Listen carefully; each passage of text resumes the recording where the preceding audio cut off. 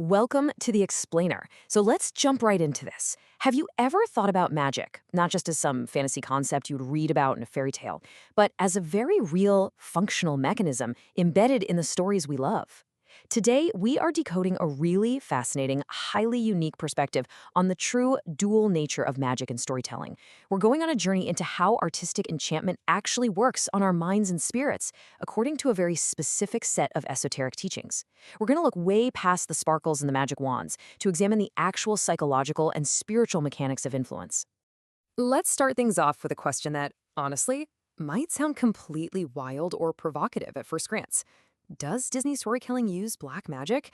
I know, when we think of Disney, we immediately picture these universally beloved, enchanting worlds, right? It's pure light, joy, childhood innocence, the whole shebang. But what if those masterfully crafted, incredibly enchanting narratives actually contain hidden elements of what some spiritual frameworks might classify as black magic? It's a super compelling paradox, and it's the exact mystery we're unpacking today based on our source material. Now, to understand exactly where this esoteric claim originates, we have to look directly at our source material. What we're diving into is a spiritual revelation that was recorded on January 17, 2018. This text documents the purported teachings of Ophearis, who is identified here as an ancient god of Greece and Egypt. Now, we are exploring these claims completely impartially today. We're just here to understand the unique philosophical and spiritual framework that the author is laying out. This book is basically our roadmap today, and it offers a deeply alternative lens for analyzing modern media, art, and the very concept of magic itself. What's really fascinating about this text is how incredibly specific it gets regarding modern entertainment. During a recorded spiritual reading, it explicitly asserts that Disney's artistic enchantment isn't just pure, unadulterated light. Instead, it claims that the magic of Disney actually blends mystical elements, including things that it categorizes as demonic or hidden forms of influence. It essentially suggests that to completely and totally captivate a global audience, a storyteller has to use more than just surface-level wonder. Okay, so how do we make sense of this? How can something that seems so joyful actually contain hidden darkness? Well, to truly understand this claim, we first need to look at Chapter 9 of these teachings, which defines the fundamental difference between white and black magic. And to do this, we really have to strip away all of our Hollywood preconceptions about what those words actually mean. According to the teachings of Orpheus, here are the core spiritual differences. On one side, you have white magic, which is fundamentally defined by a love for the heavenly world and sunlight. It's open, it's transparent, and it's driven entirely by a desire to uplift others. But on the exact opposite side, black magic is defined as being hidden, secretive, and coercive. So in this specific context, black magic isn't about casting curses out of a bubbling cauldron, right? It's actually about a mechanism of psychological or spiritual control that operates entirely where you can't see it. To make these really abstract spiritual philosophies more tangible, Orpheus actually uses some brilliant visual metaphors drawn directly from nature. He explains that these two types of magic are basically principles of operation that you can observe out in the wild. Nature herself perfectly demonstrates the stark difference between open expression and hidden influence. And this brings us to a beautiful illustration of white magic. The text explicitly compares it to a pupa turning into a butterfly and flying up into the open sky.